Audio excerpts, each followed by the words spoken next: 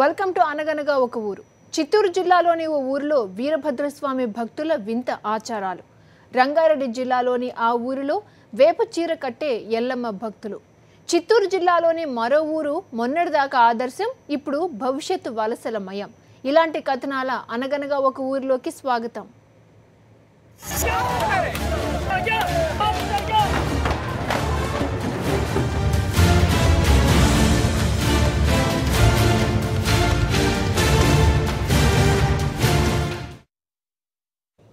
భక్తుల శివభక్తుల తీరే వేరేయా అని అనిపించక మానదు ఆ భక్తుల ఆచార వ్యవహారాలను చూస్తుంటే. హిమాలయాలనే కాదు, శ్మశానాలను కూడా తన నివాసంగా మార్చుకుని భక్తులను అలరించే రుద్రుణ్ణి వారు పూజిస్తున్న తీరు ఒకంత ఆశ్చర్యం కలిగిస్తుంది. ఆలయంలో పగలాల్సిన టెంకాయలు అక్కడ కాకుండా మరో చోట ముక్కలవ్వడం వెనుక గల పురాణ గాథను తెలుసుకోవాలనుకుంటున్నారా? చలో జోగ్యానూర్.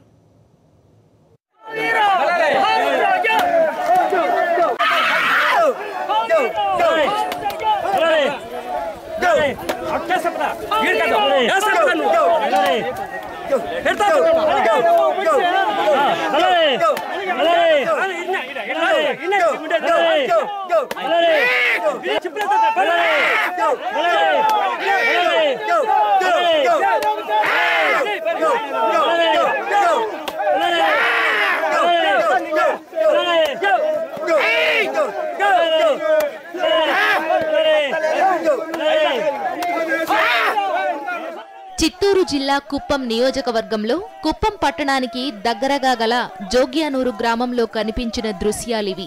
ఈ ఊరిలో ఈ మధ్యనే శ్రీ సిద్ధేశ్వర స్వామి ఆలయాన్ని నూతనంగా నిర్మించారు. ఈ సందర్భంగా ఇక్కడ జరిగిన ఉత్సవంలో శివభక్తులు చెల్లించుకుంటున్న మొక్కుల కార్యక్రమం ఇది. ఆలయంలో 3 ముక్కలవ్వాల్సిన టెంకాయ ఇలా భక్తుల తలల మీద పగలడమేంటో భక్తులనే అడిగి తెలుసుకుందాం.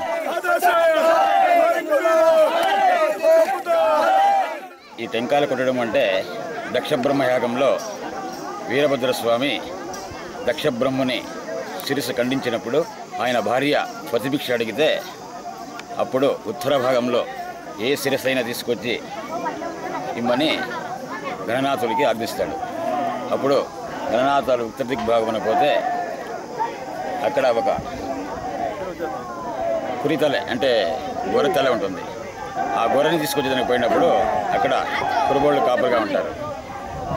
ఆ కాపలు గారిని అడిగితే మాకు శిరస్సు కావాలి, గొర్రె శిరస్సు అని అడిగినప్పుడు ఆ గొర్రె శిరస్సును ఇచ్చేటప్పుడు మాకు ఏమిస్తారు అని అడిగినంట.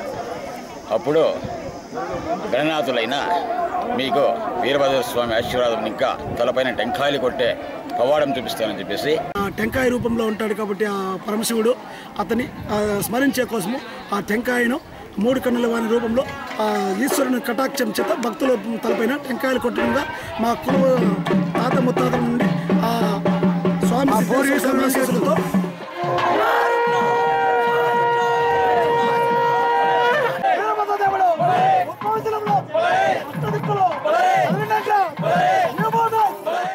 కర్ణాటకలో ఎక్కువగా కనిపించే కురబ కులస్తుల ఆరాధ్య దైవం వీరభద్రస్వామి. వీరభద్రస్వామినే సిద్ధేశ్వర స్వామి అని కూడా అంటారు. వీరభద్రస్వామి వేషం వేసిన ఈయన కత్తితో ఇలా టెంకాయల్ని పగలగొట్టడం ఆలయ ఉత్సవాల్లో తప్పనిసరిగా కనిపించే అంశం.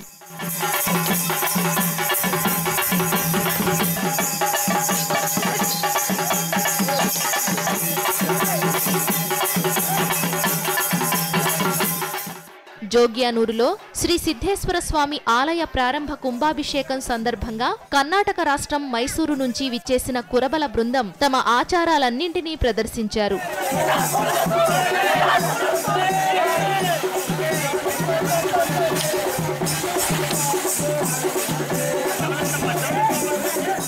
మా కురబ కులస్తులందరూ కూడా భక్తి తత్పరతో 40 రోజులు నిష్ఠతో ఉండి ఆడవారికి కానీ మహిళలకు కానీ కొన్ని అంటరానితనాలకు దూరంగా ఉంటూ వాళ్ళు నిష్ఠతో తల మీద టెంకాయలు కొట్టుకోవడం జరుగుతుంది.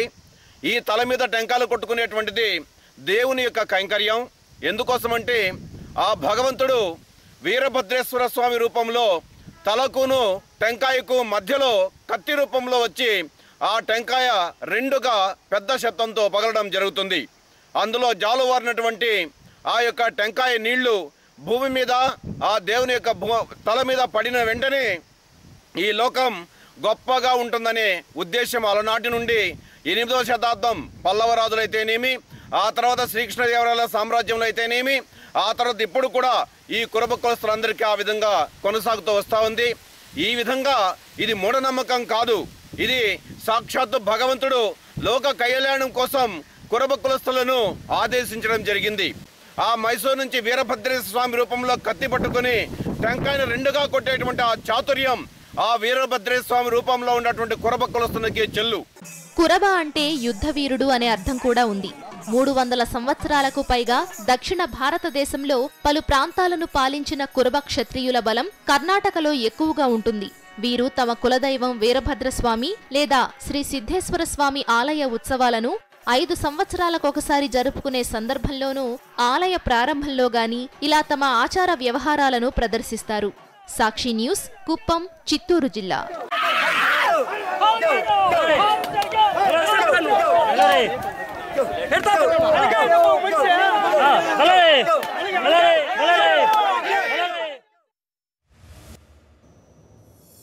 ఆ ఊరికి అప్పుడెప్పుడో రాష్ట్రపతి వచ్చారు, గవర్నర్ కూడా ఆ ఊరిని సందర్శించారు. అంతేకాదు ముఖ్యమంత్రి అయితే ఎన్నిసార్లు ఆ ఊరికి వెళ్లారో లెక్కేలేదు.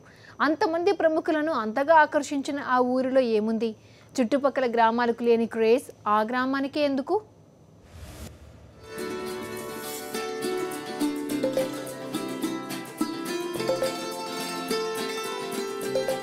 ఆంధ్రప్రదేశ్ రాష్ట్ర ముఖ్యమంత్రి నారా చంద్రబాబు నాయుడు ప్రాతినిధ్యం వహిస్తున్న కుప్పం నియోజకవర్గంలోని శాంతిపురం మండలంలో ఉంది ఈ గ్రామం. దీని పేరు నక్కనపల్లి. చూడ్డానికి అన్ని గ్రామాల్లాగానే కనిపిస్తుంది గాని ఇది గతంలో చాలా సందర్భాల్లో వార్తల్లో నిలిచింది. పట్టుపురుగుల పెంపకంలో ఈ ఊరి రైతులకు అనేక ప్రశంసలు దక్కాయి. ఈ ఊరి సెరికల్చర్ ఫార్మర్లు ఆదర్శ రైతులుగా నిలిచారు. ఊరిని కూడా ఆ రోజుల్లో స్వర్ణాంధ్ర ఆదర్శ గ్రామంగా గుర్తించారు.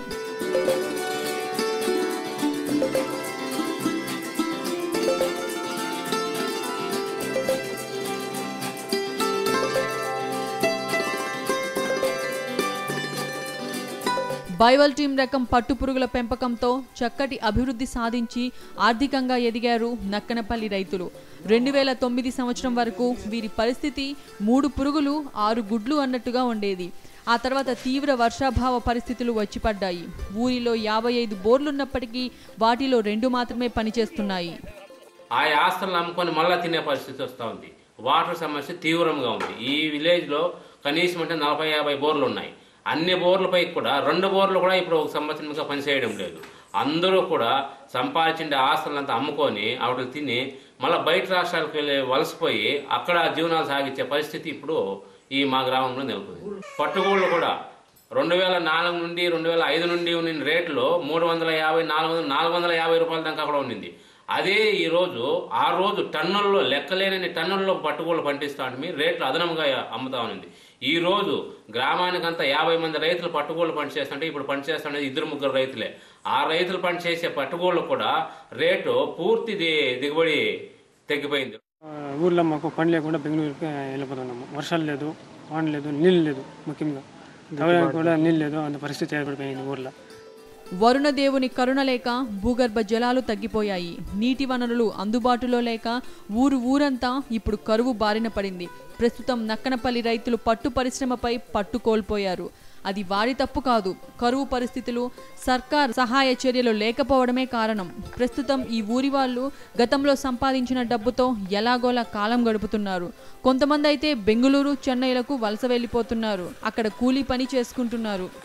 చంద్రబాబు నాయుడు ముఖ్యమంత్రిగా ఉన్నప్పుడు 3KR పెట్టి అక్కడంతా కూడా ప్రోగ్రామ్ వచ్చి కండక్ట్ చేసినాడు. గవర్నర్ వచ్చినారు, అంతా కూడా వచ్చి చేసే కూడా ఈరోజు అంతా కూడా నీళ్ళు లేక వర్షం లేకుండా అంతా బెంగళూరుకి అక్కడ ఇక్కడ వలసిపోతూ ఉన్నారు. ఏమన్నా దయించి ప్రభుత్వమే ఆదుకోవాలా. నక్కనపల్లి బాగా ఉన్నప్పుడు పట్టు పరిశ్రమలో ఉన్నతి సాధించగానే అందరూ ఊరిని విపరీతంగా పొగిడారు. ఆ ఊరి రైతులను మించిన వారు లేరంటూ ఆకాశానికి ఎత్తారు. ఇంకా టెక్నాలజీ అందుబాటులోకి వస్తే ఇంకా వీరు అభివృద్ధి అవుతారని అభిప్రాయపడ్డారు. అయితే రోజులు ఎప్పుడు ఒకేలా ఉండవు. ఊరికి నీటి కరువు రాగానే, పట్టు పరిశ్రమలో రైతులు వెనకబడగానే ప్రస్తుతం ఎవరూ పట్టించుకోవడం లేదు. అది యాదో నీళ్ళు వస్తాయి అని చెప్పిందని కాసుకొని ఎగ్ చూసుకొని ఉన్నాము. ఆ పుణ్యాత్ముడు ఎప్పుడు తెప్పించిస్తాడో దానికోసం ఏమన్నా వచ్చి ఈ చెరువులు 2 ఉన్నాయి, తుమ్మి చెరువు ఒకటి, పెద్ద చెరువు ఒకటి. ఆ 2 చెరువుల్లోకి ఏమన్నా నీళ్ళు వస్తాయేమో అని ఆ నీళ్ళ కోసం కాసుకో ఉన్నాం. ఆ సబ్సిడీ లేకపోయినాను పర్వాలే. ఆ 2 చెరువుల్లోకి నీళ్ళు వచ్చిందంటే మళ్ళీ యాజ్ ఇట్ ఈజ్ స్వర్ణాంధ్ర గ్రామం మమ్మల్ని యథాస్థితికి వచ్చేస్తుంది. నీళ్లు బాగుండే కొల్లగా బోర్లలో జనాల్ని ఒక 10 మనిషి పెట్టుకుంటా ఉంటుంది. మేము మా కుటుంబంలో ఒక 10 మనిషిగా ఉంటుంది. ఇప్పుడు అదిలే ఇదిలే ఏది లేకుండా ఇదే ఈ మొదలు ఇట్లా ఎండుతూ ఉన్నాయి, పోతూ ఉంది. ఇట్లా ఊరికే పారాడము ఉండడము, యాన్న పనికి పిలిస్తే పనికి పోవడము. ఇంకేం మేము ఎట్లా ఇంకేం పోషించేదంటే ఇదే ఇట్లనే మా బాధలు. బెంగళూరుకి ఒకటి పోయేది కూలికి, ఈ మన కుప్పానికి ఫ్యాక్టరీకి పోయేది, వాళ్ళు ఏదో ఇచ్చింది తీసుకునేది. హంద్రీనీవా పథకం ద్వారా వచ్చే నీళ్లతో సస్యశ్యామలం చేస్తానంటూ చెప్పిన ముఖ్యమంత్రి చంద్రబాబు నక్కనపల్లిని చాలా కాలం క్రితమే మర్చిపోయారనేది గ్రామస్తుల అభిప్రాయం. తమ గతాన్ని వర్తమానాన్ని తలుచుకొని గ్రామస్తులు తీవ్రంగా ఆవేదన చెందుతున్నారు. తమను ఆదుకోవడానికి బాబు సర్కార్ ఎలాంటి ప్రయత్నం చేయకపోవడంపై కుమిలిపోతున్నారు. పేరు గొప్ప ఊరు దిబ్బగా తమ పరిస్థితి తయారైందని విచారిస్తున్నారు.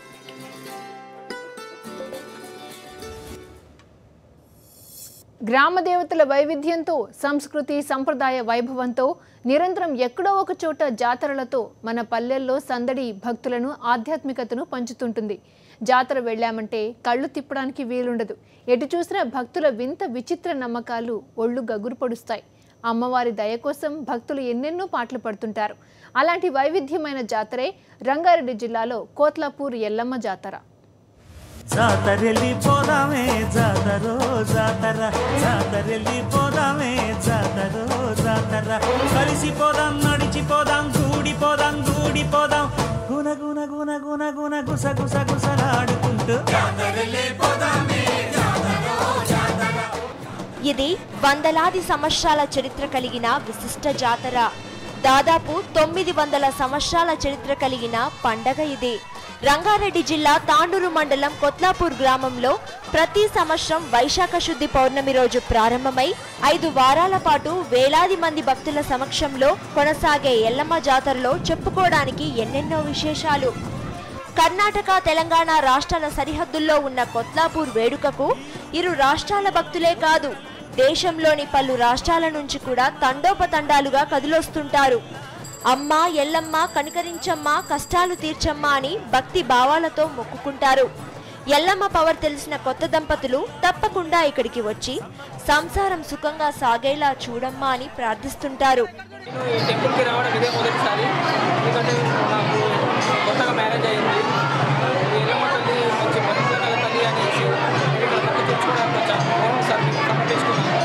అమ్మవారికి వస్తాం ప్రతిసారి. మేము అమ్మవారి కోరుకున్న వరాలన్నీ మాకు తీరుస్తుంది కాబట్టి వచ్చి మేము నైవేద్యం సమర్పించుకుంటాము.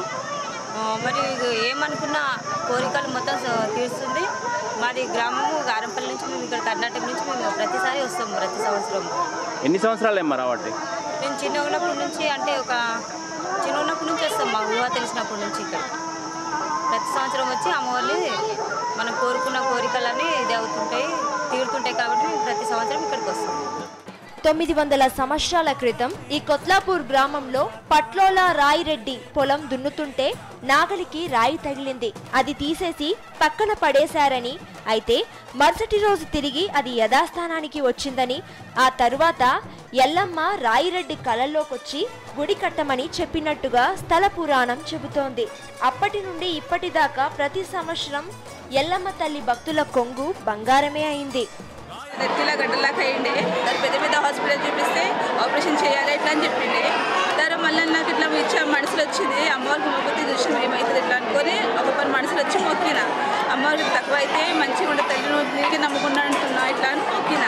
దాని 3 రోజులప్పటినే ఫరక్ పడి మొత్తం గుండెని ఎత్తి దాని తొడం వెనకలు చిన్న చిన్న ములకలాగా వచ్చి వెనకలు మళ్ళీ ఎప్పటిలాగా నిండుగా వచ్చినాయి.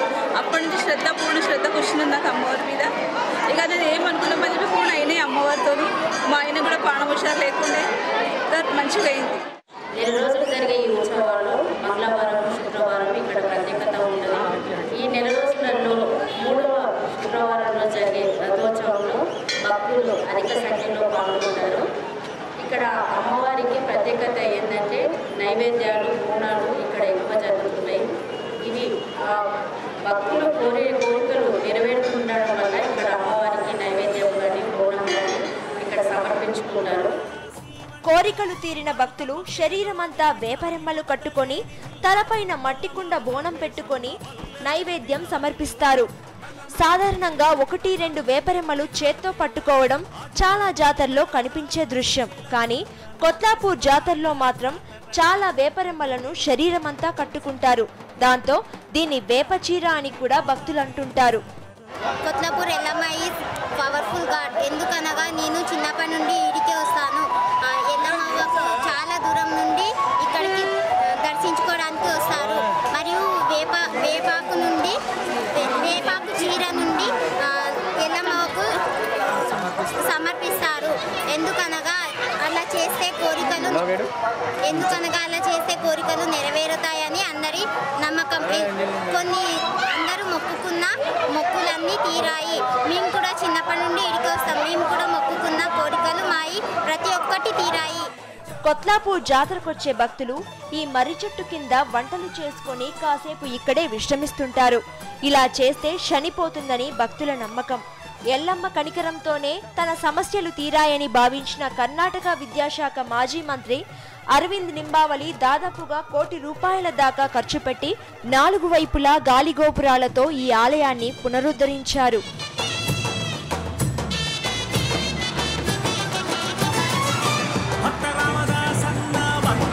ఇలా ఎన్నెన్నో విశేషాలతో అలరారుతున్న ఈ జాతరలో రథోత్సవం మరింత వేడుకగా నిర్వహిస్తారు. ఈ దేవాలయాన్ని 900 సంవత్సరాల క్రితం పట్లోల రాయిరెడ్డి నిర్మించారు. ఆయన వంశస్థులు అమ్మవారిని రథంలో కూర్చోపెట్టడం సాంప్రదాయంగా వస్తోంది. రథోత్సవ సమయంలో భక్తుల కేరింతలు, భక్తి భావ నినాదాలతో ఆలయం మారుమోగిపోతుంది. సాక్షి న్యూస్, తాండూరు, రంగారెడ్డి జిల్లా.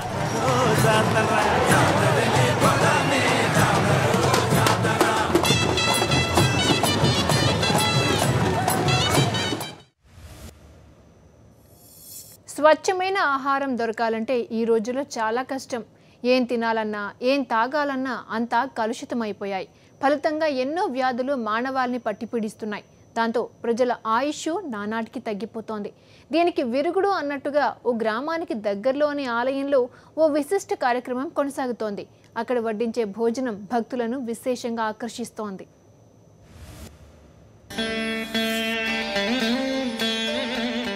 అన్నం పరబ్రహ్మ స్వరూపం. ఆ అన్నం ఔషధభరితమైతే ఔషధాలతో వండిన ఆరోగ్యకరమైన భోజనం పరమశివుడి ప్రసాదంగా లభిస్తే ఇక తినబోతూ రుచి చెప్పడం ఎందుకు? అనగనగా ఒక ఊరిలో దామగుండం వెళ్ళొద్దాం పదండి.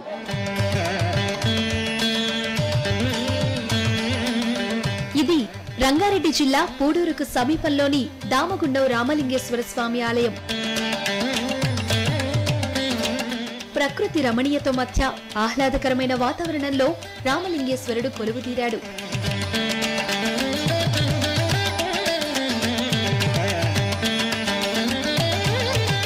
$400 ఏళ్ల చరిత్ర కలిగిన ఈ ఆలయానికి ప్రస్తుతం భక్తుల తాకిడి పెరిగింది. ఇందుకు కారణం ఈ ఆలయానికి వచ్చే భక్తులకు ప్రసాదంగా వనమూలికలతో కూడిన భోజనాన్ని ఉచితంగా వడ్డిస్తున్నారు. ఔషధ భోజనంతో ఈ దేవాలయం కాస్త వైద్యాలయంగా మారింది.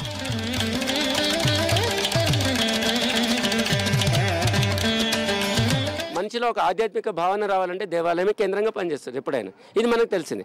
అట్టనే ఒక వైద్యాలయం ఎందుకంటున్నాం? ఇప్పుడు ఒక వైద్యాలయం కనిపిస్తున్నది అంటే వాళ్ళకు పొందినటువంటి వ్యాధులు ఈ విధంగా ఒక చెట్ల ఆకులతో కానీ చెట్ల ఏర్లతో తయారు చేసే పదార్థాలు ఇక్కడ భోజనం చేయడం వల్ల రోగాలు తగ్గుతున్నాయని చెప్తున్నారు.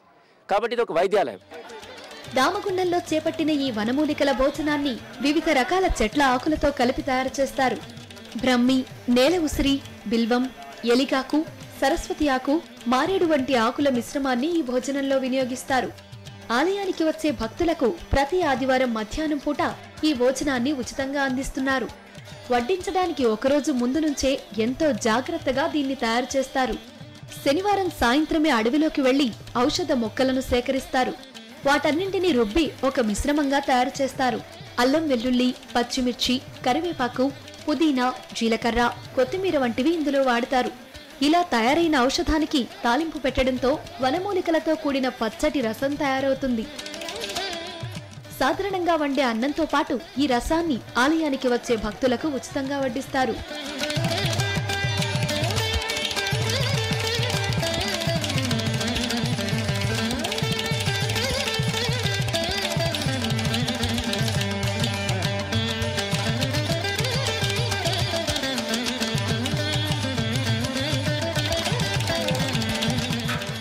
ఈ అడవుల్లోనే 15 ఏళ్లుగా ఉంటున్న కేరళకు చెందిన సత్యానంద స్వామి చుట్టుపక్కల ప్రాంత ప్రజల అనారోగ్య సమస్యలపై ఆరా తీసి వనమూలికల భోజనాన్ని అందించాలని నిశ్చయించుకున్నారు. గ్రామస్తులతో కలిసి ఆలయ ఆవరణలోనే ఈ ఔషధ భోజనాన్ని భక్తులకు ప్రసాదంగా అందిస్తున్నారు. వనమూలికల భోజనానికి విశేష ఆదరణ లభిస్తోందని నిర్వాహకులు చెబుతున్నారు. మనం ఒక భోజనం చేసినప్పుడు అది శరీరంకు శక్తి రావడం, దాంతోపాటు ఇక్కడ శక్తితో పాటు రోగాలు కూడా దూరం అవుతున్నది. ఇప్పుడు అదే అన్నం ఔషధం అవుతున్నది, ఔషధం అన్నం అవుతున్న ఒక విశిష్ట ఒక మహనీయమైన ఒక సంగతి కూడా జరుగుతున్నది. ఈ ఔషధాన్ని ఏ విధంగా తయారు చేస్తున్నారు? ఇది వనమూలికలతోనేసి ఇందులో మనం వాడుతున్నది బ్రహ్మి, సరసిదాకు, ఎలిగ, నేల ఉసిరి, దాంతోపాటు ఇంకా మిగిలిన ఆకుకూరలు దాన్ని కలిపేసి మనం ఒక భోజనం తయారు చేస్తాం. దీని ద్వారా మనకు శరీరం శుద్ధి రావడానికి, రక్తం శుద్ధి రావడానికి, ఆ ద్వారా మనకు చాలా రోగాలు దూరం పోవడానికి కారణమవుతున్నాయి. ఔషధ భోజనంతో మధుమేహం, రక్తపోటు, కీళ్ల నొప్పులతో పాటు దీర్ఘకాలిక వ్యాధులకు ఉపశమనం లభిస్తుందని భక్తుల నమ్మకం. దైవానికి ఆయుర్వేదం తోడవడంతో హాయిగా ఉందని అంటున్నారు. 1 month నుంచి వస్తున్నాను ఇక్కడికి. వాళ్ళు మెడిసిన్స్ తయారు చేస్తున్నారు స్వామీజీ వారు. ఏంటంటే కాళ్ళ నొప్పులు, తర్వాత షుగర్ కంప్లైంట్స్ కానీ, తర్వాత బాడీ పెయిన్స్, ఇవన్నీ ఇండైజెషన్ ఇవన్నీ ఆల్మోస్ట్ ఉన్నాయన్నమాట. నాకేంటంటే మోకాళ్ళ నొప్పులు దాదాపు 15 సంవత్సరాలు ఉంది. నేను ఇక్కడికి 4th week ఎవ్రీ సండే వాళ్ళు ఇక్కడ అన్నదానం చేస్తారు. ఎంతమంది వచ్చినా వాళ్ళు చేస్తూ ఉంటారు అనమాట. సో నేను ఇది 4th time చేసుకోవటము నాకు కొంచెం రిలీఫ్ వచ్చింది. నాకు దాదాపు 15 సంవత్సరాల నుంచి నాకు ఈ మోకాళ్ళ నొప్పులు ఇప్పుడు కొంచెం కంట్రోల్ వచ్చింది. నాకు వెరికోస్ వెయిన్స్ ఉందన్నమాట.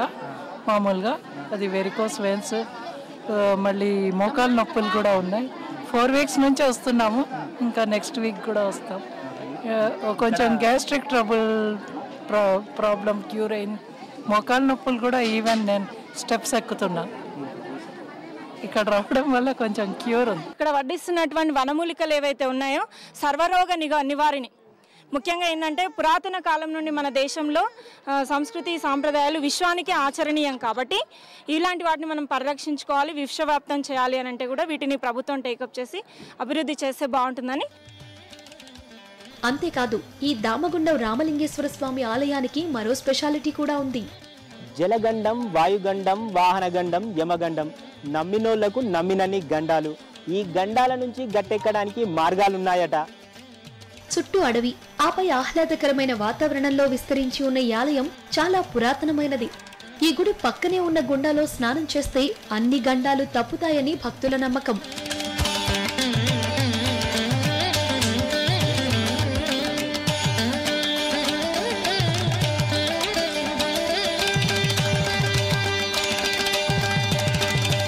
ఇది అడవి ప్రాంతంగా ఉన్నప్పటికీ చాలా ప్రశాంతమైన వాతావరణంలో భక్తులు ఇక్కడికి వచ్చి ఈ గుండంలో స్నానం చేసి పవిత్రులై తద్వారా ఇక్కడ ఉన్నటువంటి భగవంతుని కనుక సేవిస్తే, పూజిస్తే తప్పకుండా వాళ్ళకు ఉన్నటువంటి కష్టాలు తీరుతాయని, వాళ్లకు శాంతి సామరస్యం వస్తుందని, ఐశ్వర్యం కలుగుతుందని, సుఖశాంతులు కలుగుతాయని అనేక మంది భక్తులు వాళ్ళ నమ్మకంతో వచ్చిపోతున్నారు. మొత్తానికి ఈ గుండంలో స్నానమాచరిస్తే ఏ గండము దరిచేరదంటున్నారు భక్తులు. వీరి నమ్మకంలో ఎంత నిజముందో తెలియదు కానీ మృత్యువునైనా జయిస్తామనే నమ్మకంతో ముందుకు సాగుతున్నారు భక్తులు. కాకతీయుల కాలంలో నిర్మించిన ఈ ఆలయం పూర్తిగా శిథిలావస్థకు చేరింది. ప్రభుత్వం వెంటనే మేలుకొని ఈ పురాతన దేవాలయాన్ని అభివృద్ధి చేయాలని భక్తులు కోరుతున్నారు.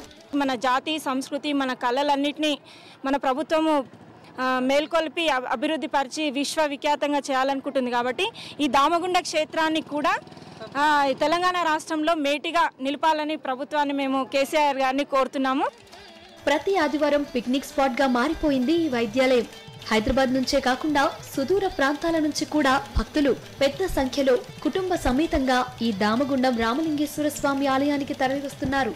మొత్తానికి ఆహ్లాదకరమైన వాతావరణంలో ఔషధ భోజనం భక్తుల కడుపు నింపుతోంది. మొత్తానికి దామగుండంలో ప్రతి వారం జాతర తలపిస్తుంది.